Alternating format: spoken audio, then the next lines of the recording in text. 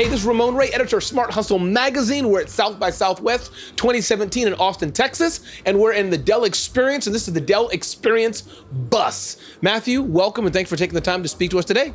Thank you very much for having me, mate, and I'm very excited about this bus. I don't think I've seen anything like it. And it's a bus with some nice booming music. Well, what's a bus without booming music, right? This is definitely not travel music, I tell you that. So Matthew, what's your full name, and give us the company you work with. I know you've done some things with small businesses. Tell us your full name and a little bit about what you're doing. Definitely. So I'm Matthew Pollard, and I'm known as the rapid growth guy globally. However, in Austin, I'm more commonly known as the executive director of Small Business Festival. Okay, great. And what Small Business Festival is all about? Is it like small businesses who are frustrated and get together and dance? Is it small businesses who wish they could be in business? What is it about? Well, I have to say, actually, Jim Cathcart, a friend of ours, he was the closing keynote, and there were people that got up. He played his guitar at the end, and there were a lot of people dancing. But realistically, it's more about creating a collaborative forum for all of small business. Right. So really, the focus is to get people out of their isolation. As you know, small businesses get stuck in that isolation, and they really don't know anything outside their functional skill, the things they need to know to be successful in their business. So Small Business Festival is really about getting them out of that isolation so they can come and learn the tips and tools that they need to be successful, and also be inspired by people that started small and grew big in their own businesses. And what's the URL? How can people find more about it? Because I think it's not a one-time event. This is going to grow a movement. So what's the URL, the best website you want people to go to find out about the Small Business Festival?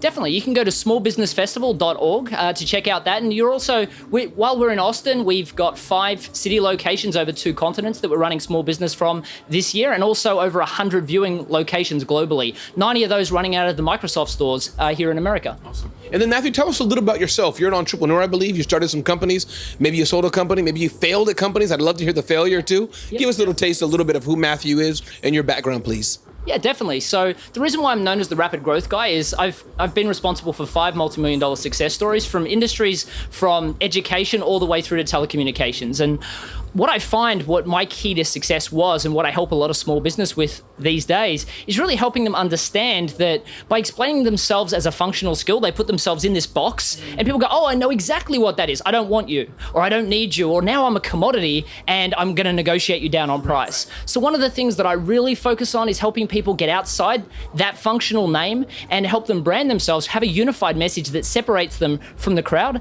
and helps inspire clients to want to know more, and then really help them understand that speaking to everyone is speaking to no one. So really understanding exactly what that niche of customers that's ideal for them, and then create that thing we all hate to talk about, sales. Create a sales system that actually works for them. The good news is, I mean, I'm an introvert, so... No. You're what? No, I don't believe it. Absolutely. I actually have a book coming out later on this year through Amazon. It's called The Introvert's Edge. And one of the things for me is, as an introvert, I had to learn to sell, actually learn to sell. So trust me, it's not the gift of the gab that you just have or you don't have. I mean, there are natural abilities that people assume it's just natural that you can learn. I mean, there's a guy here in Austin, Nate Boyer, who learned to snap a football from watching YouTube videos. So if he can learn something like that, you can definitely learn sales. And for me, one of the things that I really focus on is once you have the unified message, once you have a strong niche, the sales becomes so much simpler because people are already excited about hearing what you have to say, as opposed to, no, really, hear me out. My skill is so much better than everyone else. Sure it is. Now we're a commodity, right? So as salespeople or people that need to sell to survive in our own small businesses, having the first 2 steps means that sales is a lot easier. And that's why, even though I started in sales and I had to learn via YouTube myself, I spend a lot of time telling people now that if you start with sales, you've already lost, because you can do so much more beforehand that makes it just simple and easy for you.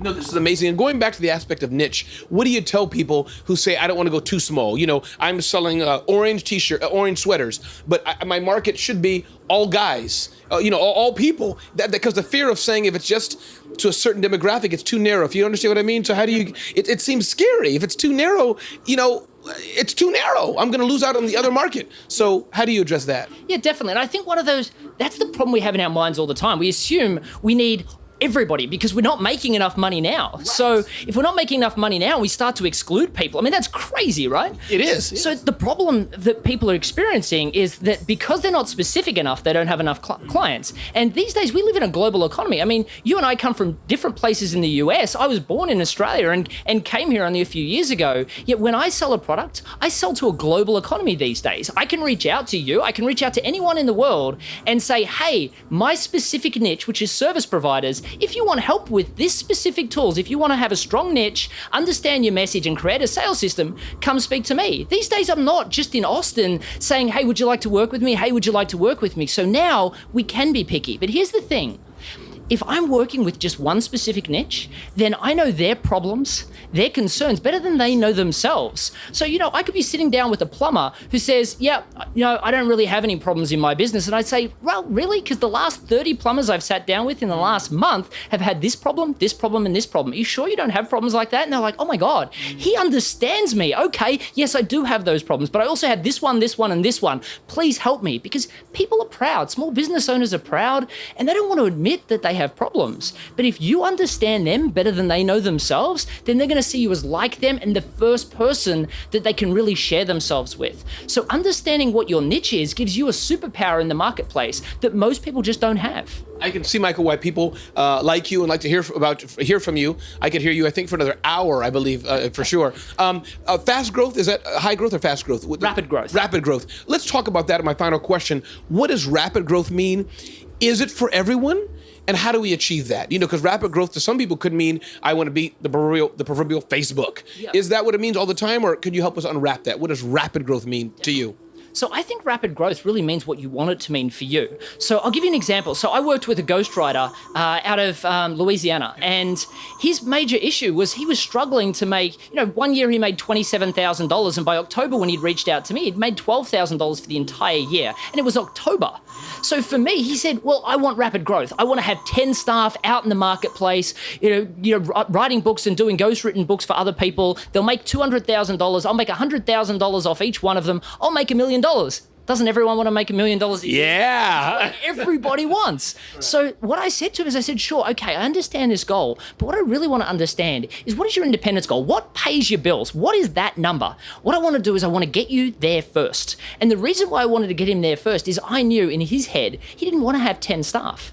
Well, here's what happened. Within the space of 2 weeks, he made a sale worth $40,000. Within 7 weeks, he'd made $80,000. By the end of the year, he'd made $120,000.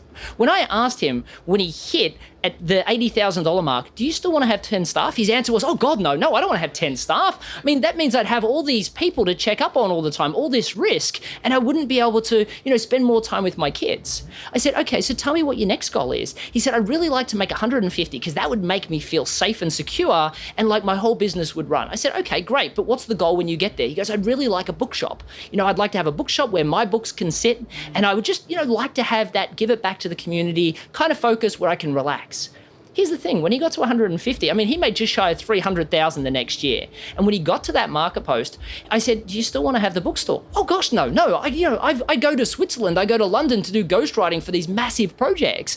If I had a bookshop, I'd have to be constantly coming back to check up on that. And I couldn't take my kids away for 3 months. Why would I want to connect myself to that? See, here's the thing. When we're not making enough money in business, the thing we're willing to do for money is anything. Absolutely. We're trying to survive. But once we hit the number we absolutely need to be at that independence, we don't have to, get on our credit cards or borrow money. We just have enough. We're not living on bread and gruel, but we're not living on caviar and champagne either. Once we get that money, what we're willing to trade off for anything additional is a lot less. So while a lot of people say, I want to be a millionaire in my small business, a lot of people are really just saying, I want to earn a good 6-figure income doing what I love in a business that revolves around me, my family, and my life, not the other way around. And they want to be able to market themselves in a way that's congruently and authentically them. And for a lot of professional service providers, or service providers as a whole, for them, they got out of working for a boss so they can do it their way. And if they can't do it their way, they're not interested. So the whole focus for me, for rapid growth, it could mean you have a bunch of staff. It could mean that you're growing to the next Facebook. I've worked with a lot of technology companies. But for a lot of people, it could just mean I want to earn 10 times what I'm earning right now for the services that I provide. You have to know what you're asking for. Exactly right. And I can tell you 90% of people in small business don't know the answers to those questions. We inherit our goals from our mother, our father, our drunk roommate we had in college. We hear these things and we're like, wow, that sounds cool. I'm going to spend the rest of my life charging towards that. And then we wonder why we don't have that fire in our belly. And the answer really is because we've heard these goals and they're not important to us. They just sounded cool. For us as business owners, we need to know, I always tell people, come up with 3 business goals, 3 personal goals, 1 incredibly selfish to yourself because that'll drive you, and then write them in 250 words or less, including why they're important to you. What I find is, high achievers we've all heard of SMART goals. They can write those really, really quickly. And, it might take them 10 minutes to write all of their goals down. But when they're forced to write down why it's important to them, all of a sudden they're like, wow, these goals aren't actually important to me. I can't come up with enough stuff that resonates with me. Right. Now, what I find is, especially in service provided businesses, see, what we're commonly told in marketing is we find the market, or define the market or the unmet need, then we create the message for that market, then we create the sales system that sells to that market.